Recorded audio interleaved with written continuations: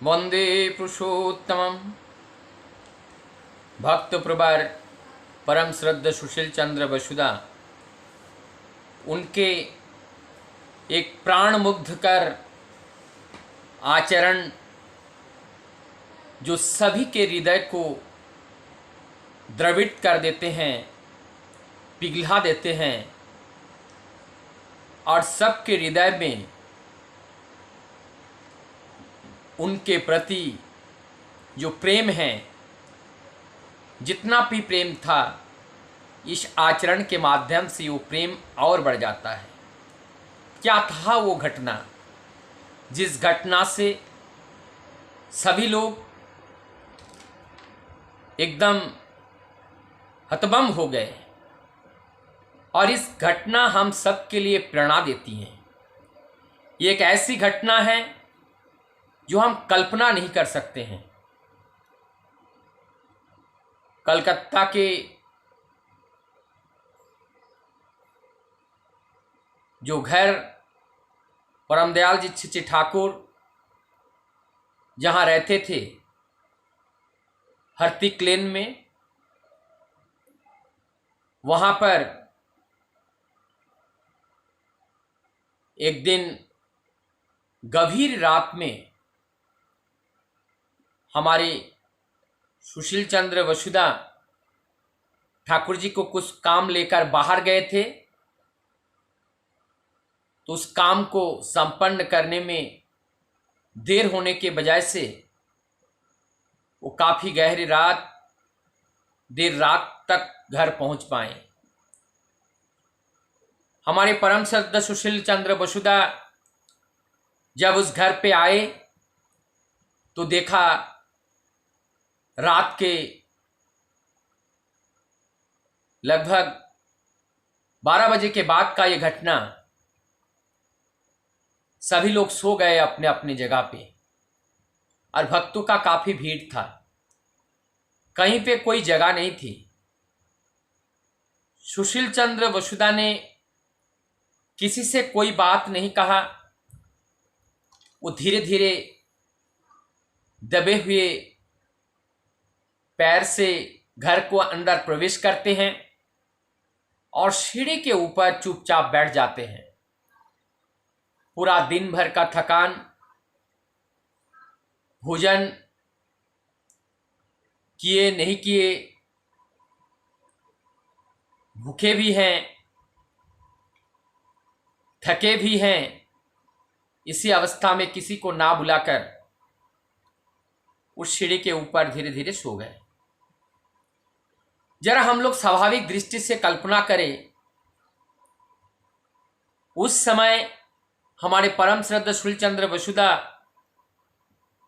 सत्संग जगत के एक महान व्यक्तित्व के अधिकारी थे। परमदयाल छिछि ठाकुर जी का जितने भी बड़े बड़े काम हैं, जितने भी एडमिनिस्ट्रेटिव काम हैं, यहाँ तक आप समझ सकते हैं देश के जो महान महान लीडर हैं, उन लोगों से भी संवाद करना, ये सारा काम हमारे सुशील चंद्र वसुधा करते थे। उनकी व्यक्तित्व इतनी प्रभावशाली कि एक बार आश्रम हिमायतपुर में एक बड़ा उत्सव के बारे में जब प्रोग्राम बना, उस समय ठाकुर जी ने बोले कि इस प्रोग्राम में आंधी तूफान आ सकती हैं, और इसीलिए और 17 दिन का प्रोग्राम होगा। 17 दिन पहले जो प्रोग्राम हुआ करता था ठाकुरबाड़ी में, 15 दिन, 20 दिन, 1 महीना ऐसा प्रोग्राम होता था। लेकिन आज के समय 1 या 2 दिन का उत्सव होता है। उस समय का उत्सव बहुत लंबा लंबा होता था। तब ठाकुर जी तैयार नहीं थे, क्योंकि इतना बड़ा प्रोग्राम, इतने भक्त लोगों का समागम होगा और यहाँ पर कैसे व्यवस्था होगी। हमारे श्रद्धा सुशील चंद्र वसुधा ने इच्छा प्रकट किए करने का। ठाकुर जी का मन तो है लेकिन व्यवस्था नहीं है। तो जब सुशील चंद्र वसुधा नहीं माने तो ठाकुर जी कह रहे हैं, तुम मुझे इतना टीन का चादर और इतना लोहा दे सकते हो? उन्होंने बोला हाँ दे सकता हूं।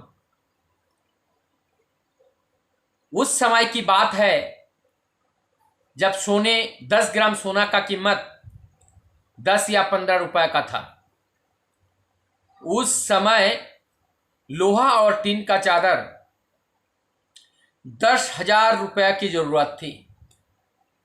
सुशील चंद्र वसुधा ने उस बात को, ठाकुर जी के इस बात को अपने कंधे में लिया और लेकर के कलकत्ता आते हैं। आकर के जो लोहे और एडवेस्टर, जो टीन के बड़े कारोबारी हैं, उनके वहां जाते हैं। जाकर उनको पकड़ते हैं और उनसे सारे सामान के बारे में बात करते हैं। पैसे जेब में 1 रुपया नहीं है।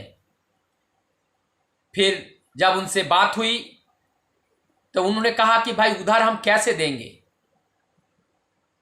हमारे श्रद्धेय सुशील चंद्र वसुधा ने उनसे दृढ़ स्वर में ये कहा, विश्वास के साथ ये कहा, अगर आप मुझे दे नहीं सकते हो तो हमारे साथ आप चलो, विश्वा पिता के इस महान यज्ञ में भिक्षा करने के लिए आप भी हमारे साथ चलोगे।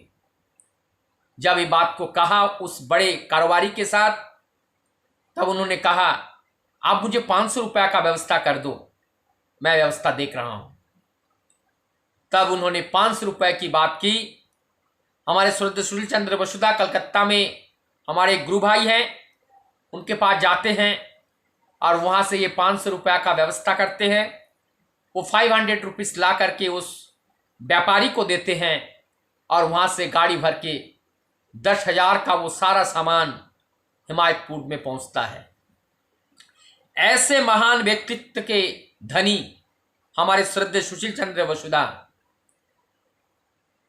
वो सीढ़ी के ऊपर लेटे हुए हैं।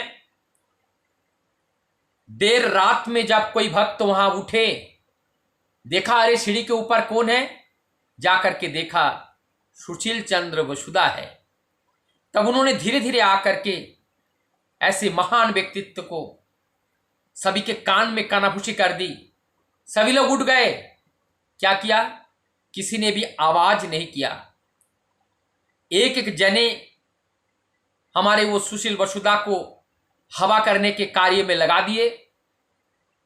थोड़ी थोड़ी देर जब एक थक जाते हैं, फिर दूसरा आते हैं, दूसरा थक जाते हैं तो तीसरे व्यक्ति आते हैं। इस तरीके से जितना अवशेष रात था, सभी लोगों ने हमारे श्रद्धेय सुशील चंद्र वसुधा को उस सोए हुए सीढ़ी के ऊपर, उसमें सभी लोगों ने हवा किया, लेकिन उनको नींद को टूटने नहीं दिया। कल्पना कीजिए आज के इस दिन में, तभी तो ठाकुर जी कहते थे उस समय खाने के लिए कुछ नहीं था, लेकिन सबके दिल में प्रेम था। आज हम लोगों के पास खाने के लिए सब कुछ है, लेकिन हम लोगों के दिल में वो प्रेम नहीं है। यह है परम दयाल का लीला, यह है परम दयाल का वो प्यार। तभी तो अपने घर द्वार छोड़ करके परम पिता के कार्य करके ही आनंद प्राप्त करते हैं, आनंद में रहते हैं और यही जीवन ही श्रेष्ठ जीवन मानते हैं। कौन?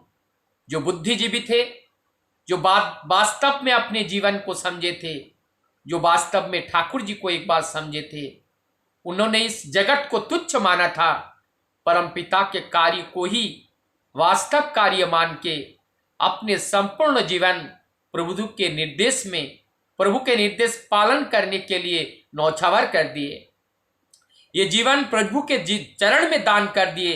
ये प्रभु का जीवन हो गया, इसलिए जीवन केवल प्रभु के कार्य में ही रह गया और प्रभु के कार्य के लिए ही होगा। ऐसे ही थे उस समय के महान महान भक्त पार्षद, जिनके माध्यम से ये सत्संग का कार्य जो आज हम लोग देख रहे हैं, इन लोगों का बलिदान है, इन लोगों का कर्तव्य निष्ठा, कर्तव्य प्रयणता, जो आज हम लोगों को यहाँ पर लाकर खड़ा किए हैं। आज हम सबको ये समझना होगा, जहाँ पर ये सत्संग खड़ी हैं, यहाँ से हम लोगों को और विस्तार में ले जाना है और ऊंचाई में ले जाना है। जगत के संपूर्ण लोगों को परमपिता की इस महान उपलब्धियां, परमपिता की इस महान विचारधारा, परमपिता की इस महान आचरण, जिसके माध्यम से एक एक महान महान मनुष्य का सृजन होता है। कोई महान देशभक्त बनते हैं, महान पितृभक्त बनते हैं, महान कर्मठ बनते हैं, महान यज्ञ व्यक्ति का सृजन होता है। वही फैक्ट्री है ये। इसलिए परम दयाल कहते थे, मनुष्य बनाने का फैक्ट्री होना अत्यंत जरूरी है। समाज को अगर हम सुधारना चाहे, समाज को ऊंचाई पर ले जाना चाहे, तो हमें व्यक्तिगत जीवन में परिवर्तन लाना होगा। और वही परिवर्तन पारिवारिक, समाज और राष्ट्र जीवन तक पहुंचता है। तभी एक देश महान और चरम शिखर तक वो पहुंचने में सफल हो पाते हैं। वंदे पुरुषोत्तम।